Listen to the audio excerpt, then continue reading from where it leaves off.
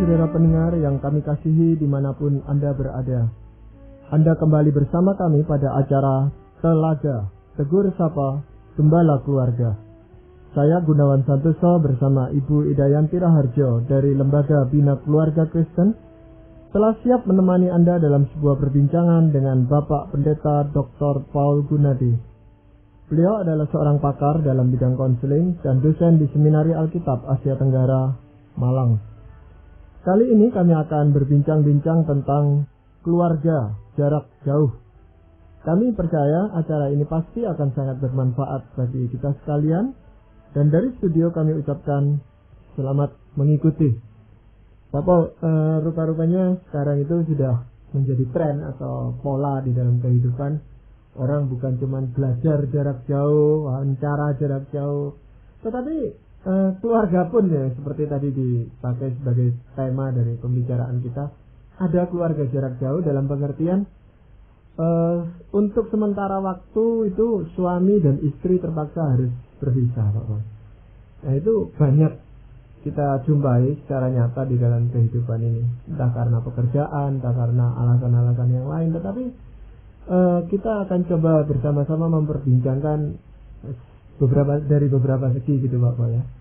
Nah, menurut pengamatan Pak Paul sendiri, keluarga jarak jauh ini sebenarnya bagaimana trennya, Pak Paul?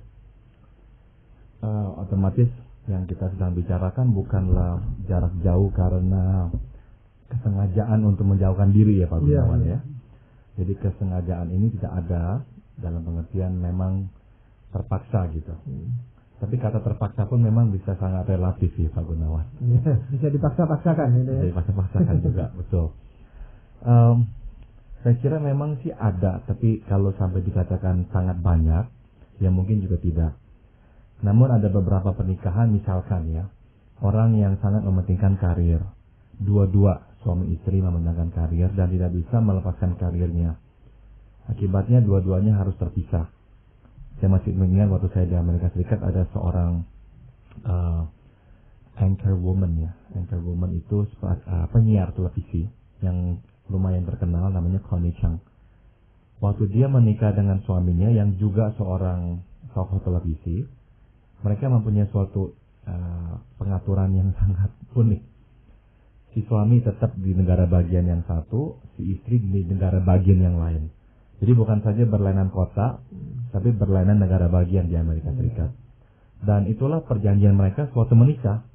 Jadi dari awal pernikahan mereka setelah bersama-sama terus pisah. Dan hanya bertemu dalam ya mungkin beberapa bulan sekali mereka bertemu bersama. Dan setahu saya sampai sekarang mereka masih menikah. Masih resmi sebagai suami istri. Masih resmi sebagai suami istri. Iya. Tetapi perkembangannya bagaimana Pak Paul? Menurut pengamatan Pak Paul itu, khususnya untuk di Indonesia nih Pak Paul. Saya kira hal itu makin banyak Pak Gunawan ya. Karena sekarang ini banyak perusahaan-perusahaan yang kita sebut multinasional ya.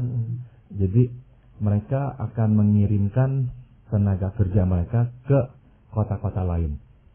Nah hal ini memang sudah berjalan cukup lama di Amerika Serikat, yang saya tahu ada orang yang terpaksa harus pindah ke negara bagian lain karena perusahaannya membentuk suatu anak perusahaan di situ dan dia yang dikirim harus pergi. Nah ada kalanya nggak memungkinkan untuk memboyong satu keluarga ke sana. Jadi hal-hal itu saya kira akan makin banyak terjadi. Semakin berkembang dunia kita dan konsep kerja kita, dan makin banyak anak-anak cabang yang dibuat, saya kira akan makin banyak orang-orang yang harus dikirim keluar juga. Tapi selain menyangkut pekerjaan Bapak ya, dengan makin tingginya pendidikan orang sekarang, itu kan juga bisa menjadi penyebab setelah menikah mereka masih melanjutkan studi lagi gitu Bapak. Betul, dan ada yang terjadi beberapa kali ya, di mana akhirnya suami pergi, istri dan anak-anak diam di rumah. Sebab suami pergi ke mancanegara. Dan itu yang saya juga saksikan dalam beberapa kasus. Biasanya alasan yang terutama adalah karena faktor keuangan. Mereka tidak mampu untuk memboyong satu keluarga pindah untuk studi, jadi yang merelakan si ayah untuk studi di luar. Dan dalam kasus-kasus yang lain saya malah melihat si ibu yang pergi studi selama beberapa tahun.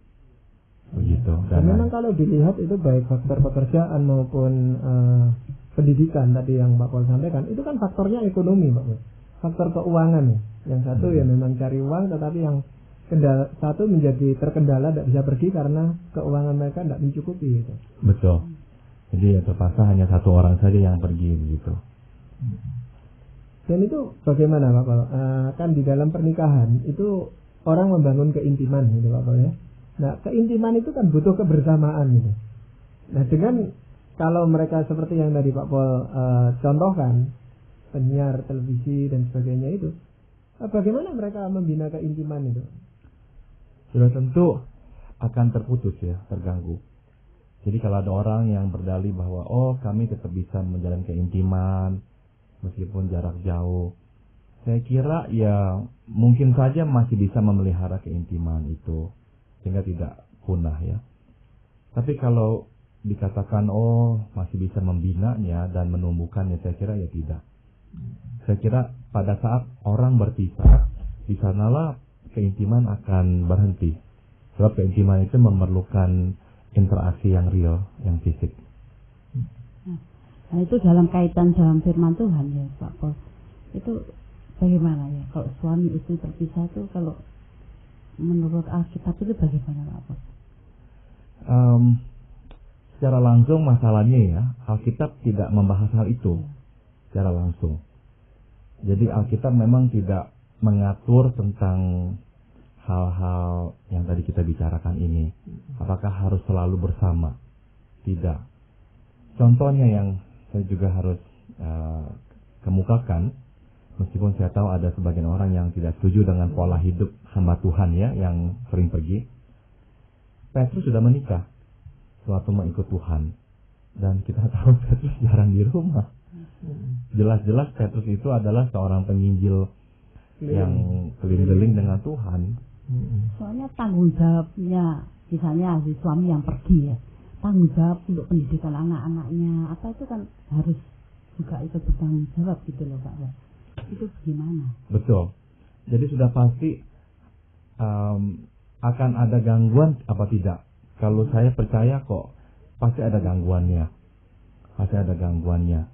Namun apakah gangguannya akan berdampak besar atau tidak, harus dilihat dari sudut kompensasi dari pihak-pihak lain. Sebab memang masalah-masalah ini seringkali tidak terlalu hitam putih. Ya, sekali lagi saya mengatakan ini bukannya karena saya ingin membela diri sebagai seorang hamba Tuhan bahwa nggak apa-apa hamba Tuhan begitu. Sebab memang tetap ada dampaknya pada anak-anak dan istri. Tapi yang menarik adalah itu yang dilakukan oleh Petrus. Petrus itu pergi mengikut Tuhan selama 3 tahun. Kemana-mana ya, dari suatu kota ke kota, dari Yudea yang di selatan ke Galilea yang di utara, pulang balik Galilea, Yudea, Galilea, Yudea. Jadi berarti memang jarang sekali dia di rumah. Dan tidak pernah sekalipun Tuhan menegur Petrus pulang dong bersama dengan istri dan anak-anakmu. Tidak pernah gitu. Kan itu juga mempengaruhi ya. Kalau jauh ya, cinta kasih anak itu kan juga tidak bisa akrab ya dengan misalnya ayahnya yang betul keluar. Betul. Jadi memang kita harus perhatikan beberapa faktor ya. Kita nggak bisa memang secara kaku menggeneralisasi harus seperti ini atau harus seperti itu. Misalkan begini, saya pernah mendengar suatu kesaksian, dan bukan hanya satu ya, mungkin ada beberapa yang saya pernah dengar, di mana ada yang harus pergi ya, meninggalkan keluarga. Nah di satu pihak ayah yang saya pernah dengar. Tapi saya pernah juga dengar kesaksian ibu yang harus pergi meninggalkan rumah tangga. Karena apa ya? Karena kebutuhan kerja, tidak ada lagi kerja di sana dan harus pergi keluar kota untuk bekerja. Jadi itu beberapa kali saya saksikan. Nah dalam keadaan seperti itu ya terpaksa memang mereka harus berpisah. Berdampak tidak pada anak-anak? Berdampak. Jadi saya pernah ya mendengar kesaksian akan orang yang luar biasa rindu ya dengan orang tuanya. Ya, dan ini bukan hanya satu kasus yang saya dengar, beberapa kali. Iya, tapi kan sekarang komunikasi itu begitu majunya Pak Wale, berkembang dengan begitu pesat. Banyak orang mengatakan kan kita masih tetap bisa berkomunikasi ya.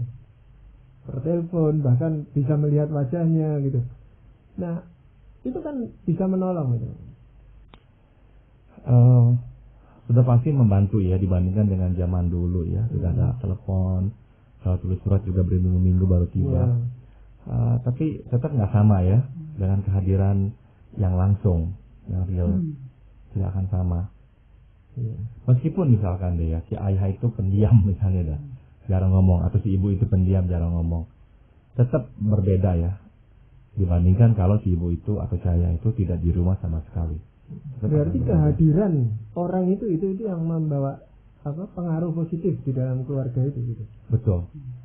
Jadi kehadiran itu akan melahirkan suatu ikatan batiniah yang hanya akan timbul kalau orang itu hadir secara fisik.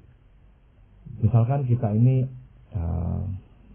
punya teman ya, baru membina persahabatan dengan dia selama 1 bulan, dia harus pindah kota. Saya kira 10 tahun kemudian waktu kita bertemu, kita nggak bisa berkata hubungan kita telah bertumbuh seperti apa. Ya enggak. Ya mungkin bertumbuh dalam hal pengenalan karena dia cerita, kita cerita. Tapi kedekatan itu saya kira ya akan tetap terbatas. Soalnya gini Bapak, ada memang orang yang memaksakan diri untuk pulang gitu ya, karena bekerja di luar kota. Dan dia setiap pagi-pagi berangkat, malam pulang ke rumahnya gitu. Tetapi sampai di rumah karena dia sudah kelelahan ya dia tidur. Pagi-pagi dia bangun ya berangkat lagi, lalu pasangannya bilang, "Wah, daripada yuk gini ya, yuk hadir enggak hadir di rumah ini sama aja gitu." Jadi lebih baik tinggal aja di kota itu. Pendapat begitu bagaimana? Ya tergantung pada misalnya secara finansial ya. Apakah kalau pulang balik itu akan memakan lebih banyak ongkos dan bisa tidak mereka tanggung. Tapi kalau masih bisa, masih memungkinkan, tetap saya akan lebih setuju ya pulang. Tapi pulang untuk tidur aja gitu Pak. Boleh jadi makan sebentar ya, ngomong-ngomong sebentar, tapi kelelahan dia lalu tidur ya. Iya. Namun lain ya, orang tidak ada dan orang ada di rumah itu beda, nggak sama. Anak misalkan mempunyai suatu ingatan ya bahwa waktu dia tidur malam itu papanya tidur di kamar sebelah. Itu beda dengan waktu dia tidur malam itu dia tahu papanya tidak ada di sana. Itu berbeda, akan meninggalkan kekosongan. Kalau Pak Paul bicara tentang anak ya, itu anak ini memang mungkin kalau sudah besar, sudah SMA lebih gitu, dampaknya sudah agak berkurang Pak Paul ya, dibandingkan kalau anak itu masih kecil, TK atau apa gitu. Betul. Jadi anak-anak itu secara natural akan memberitahukan kita sebetulnya berapa siapnya mereka untuk ditinggalkan. Pada waktu masih kecil saya kira tidak akan siap, dia akan nangis ya. Tapi kalau sudah belasan tahun, 15, 16 tahun, saya kira ya mereka lebih siap. Karena pada usia itu mereka sudah mulai mengkoneksi diri ya, menempelkan diri dengan para orang lain, teman-teman lain. Betul. Tapi toh lebih siap. Anak-anak remaja kan butuh apa? Tetap butuh. Jadi yang mereka butuhkan pada usia remaja memang bukanlah kedekatan, maksudnya disayang-sayangi seperti dia waktu masih kecil. Tapi yang dia perlukan misalnya adalah teman diskusi ya, teman bicara, pengarahan. Itu adalah tugas-tugas orang tua pada anak-anak usia yang remaja.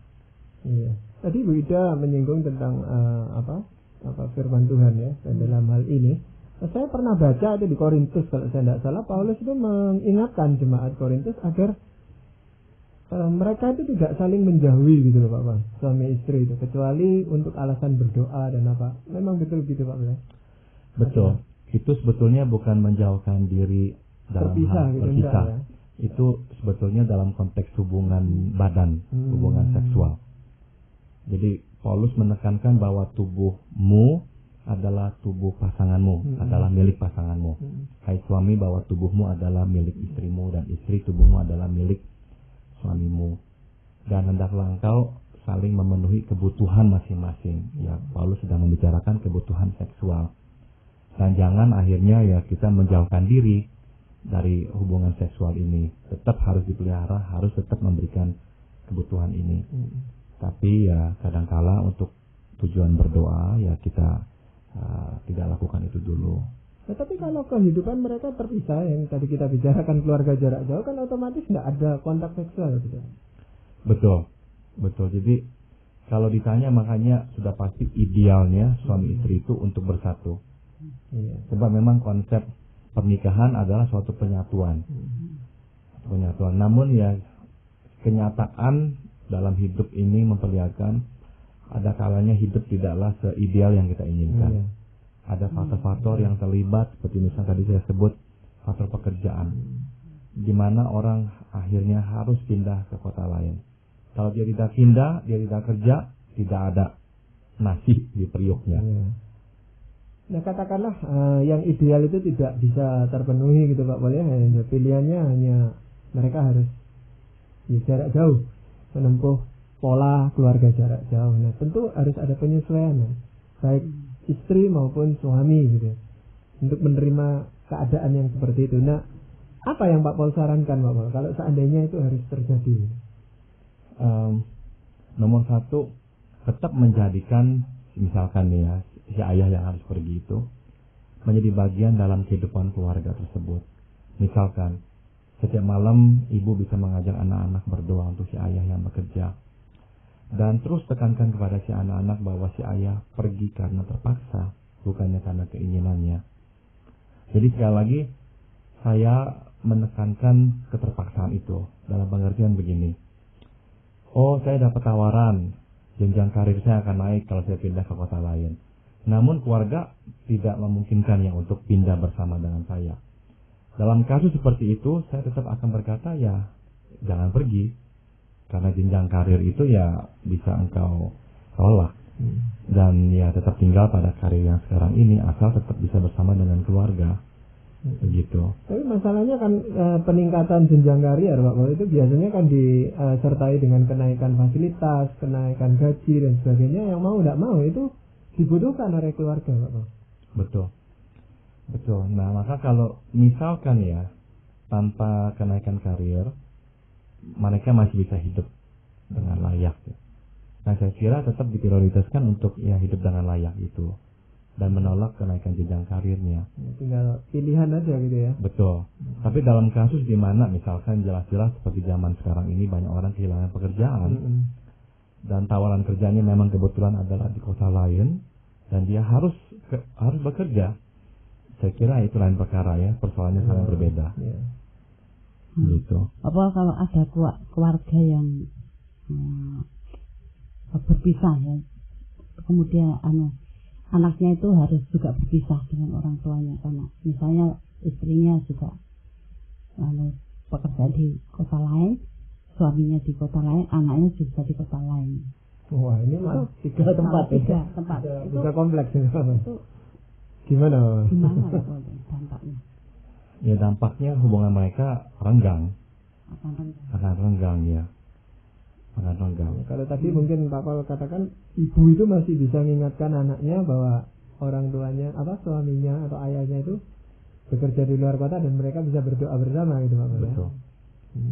Tapi sekali lagi ya saya mau peka dengan keadaan yang memaksa. Sebab saya tahu ada kasus-kasus seperti ini, di mana misalkan ya suami sudah tidak ada lagi, meninggal atau apa yang diceraikan, sehingga hanya ada ibu dan anak-anak. Tapi ibu dan anak-anak tidak bisa mencukupi kehidupan mereka. Jadi si ibu itu harus bekerja. Dan misalkan ya kerjanya itu kerja buruh kasar dan harus di luar kota. Dia bawa anak-anak tidak bisa, karena tidak bisa menghidupi mereka, karena harus tinggal di mes misalnya. Dan di kotanya itu ada orang tuanya dia. Nah, jadi pikir lebih baik titipkan kepada orang tuanya. Dia bawa ke sana pun tidak bisa. Dari pagi sampai malam dia kerja sebagai buruh kasar. Nah, jadi anak-anaknya titipkan kepada orang tuanya, atau kepada adiknya atau kepada kakaknya. Nah, itu saya kira keadaan yang terpaksa, dan saya kira itu terjadi di konteks kehidupan kita ini. Nah, Pak Pol, di dalam hal bukan meninggal suaminya ya atau ayahnya, tetapi berpisah tadi karena pekerjaan. Kan si ibu ini harus merangkap peran ayah atau peran suaminya atau tidak, Pak Pol? Kan ayahnya itu masih ada, anak itu kan tahu ada ayah saya gitu lah. Kalau meninggal lain ya Pak ya, anaknya memang harus menerima kenyataan ayahnya tidak kembali, tapi itu kan ayahnya kadang-kadang seminggu sekali atau 2 minggu sekali pulang gitu. Nah, apakah selama ayahnya ini, suami ini tidak di rumah, apakah ibu itu harus mengambil alih peran ayah gitu? Akan ada hal-hal yang diambil alih olehnya, akan ada. Misalnya anak itu berbuat kesalahan dan harus dihukum. Ya. Nah, si ibu tidak bisa berkata, tunggu 2 minggu lagi papa pulang, nanti kamu dihukum. Ia tidak bisa, langsung diberikan hukuman. Nah, itu kan sebetulnya lebih sering menjadi tugas seorang ayah, memberikan sanksi atau hukuman kepada anak sebagai figur otoritas ya. Nah, dalam hal itu si ibu harus melakukannya. Tapi misalkan ada hal-hal yang lain, misalnya anak-anak ingin membeli suatu barang yang lumayan mahal, dan si ibu bisa berkata, tunggu ayahmu pulang, akan saya diskusikan dengan ayahmu. Jadi sudah pasti akan ada tugas-tugas yang harus diambil alih oleh si ibu. Tapi sebisanya untuk tugas-tugas yang besar tetap ditunggu sampai si suami pulang. Saya kira itu lebih baik. Supaya anak masih tetap bisa membedakan peran ibu dan peran ayahnya gitu. Itu yang pertama. Dan yang kedua adalah kehadiran si ayah tetap dirasakan oleh anak-anak. Sebab dia tetap memberikan sumbangsi dalam pengambilan keputusan. Meskipun frekuensinya diperjarang, namun tetap ada sumbangsinya sekali-sekali begitu. Nah, kalau sekarang di pihak itu tadi kita bicara yang tinggal di rumah gitu, yang sebaliknya yang meninggalkan rumah itu karena bekerja tadi, bagaimana dia harus menyesuaikan diri menghadapi kenyataan seperti ini? Yang pertama dan yang harus dia lakukan sebisanya adalah memelihara kontak yang sesering mungkin. Misalkan waktu sekolah ya di luar kota, terus tunangan saya atau pacar saya yang sekarang jadi istri saya tinggal di kota lain. Kami membiasakan diri menulis surat setiap hari sekali. Jadi suratnya memang sampainya ya 3-4 hari kemudian, tapi kami membiasakan diri menulis surat setiap hari. Sebab apa? Sebab waktu menulis kepada istri atau suami kita setiap hari itu, kita sebetulnya sedang memelihara kontak dengan dia. Nah, itu penting sekali. Kedua, kita mendoakan mereka setiap hari pula, sehingga mereka terus ada dalam benak dan pikiran kita. Kita tidak melupakan mereka. Ya. Dan sebisanya ya, kalau memungkinkan kita menelpon mereka secara teratur, karena mendengar suara mereka ya itu mungkin lebih cepat dan lebih baik. Betul. Sangat mendengarkan ingatan kita. Saling mendoakan lewat telepon gitu Pak, boleh? Bisa juga begitu, betul. Ada yang punya kebiasaan juga menempelkan foto-foto keluarganya di ruang kerjanya atau di kamarnya gitu. Itu membantu nggak Pak? Saya kira sangat membantu ya, mengingatkan kehadiran anak-anak dan istri mereka. Begitu. Tapi di sisi lain Pak, apakah itu tidak mengganggu konsentrasi dia di dalam bekerja? Seharusnya mengganggu. Nah, saya garis bawahi kata seharusnya, yaitu seharusnya lah jangan sampai dia tidak terganggu lagi. Sebab kalau sampai ke titik dia tidak terganggu, berarti iya bahaya itu. Bahaya malah. Jadi ganggu orang lain. Betul. Justru mesti merasakan ketergangguannya itu yang untuk terus-menerus mengingatkan tanggung jawabnya dia sebagai suami atau sebagai ayah gitu. Betul. Pihak yang lain adalah anak Pak Pol yang perlu menyesuaikan diri sekarang. Kalau anak itu sudah mulai agak besar gitu ya. Nah, apa yang harus dilakukan anak? Apalagi yang tadi Bu Ida katakan gitu ya.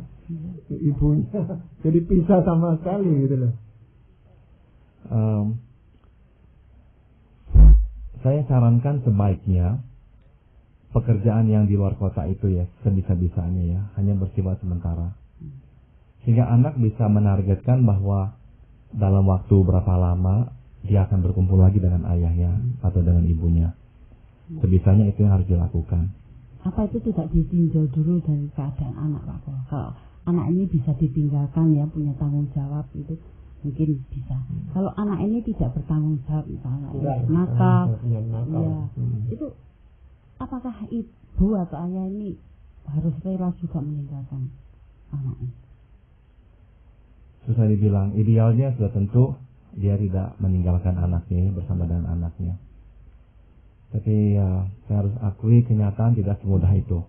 Misalkan waktu saya mengunjungi seseorang di Singapura, dia mempunyai seorang pramuwisma, pembantu rumah tangga dari Jawa Tengah yang bekerja di Singapura. Saya tanya, pramuwisma ini menjelaskan bahwa dia mempunyai anak dan mempunyai suami juga. Tapi dia yang harus bekerja mendukung keuangan keluarganya. Jadi ya, saya tidak tanya suaminya di mana, mungkin tidak ada sama dia lagi. Tapi yang menjadi tanggungannya adalah anaknya itu. Dan dia kerja di Singapura untuk mendukung keuangan anak-anaknya juga.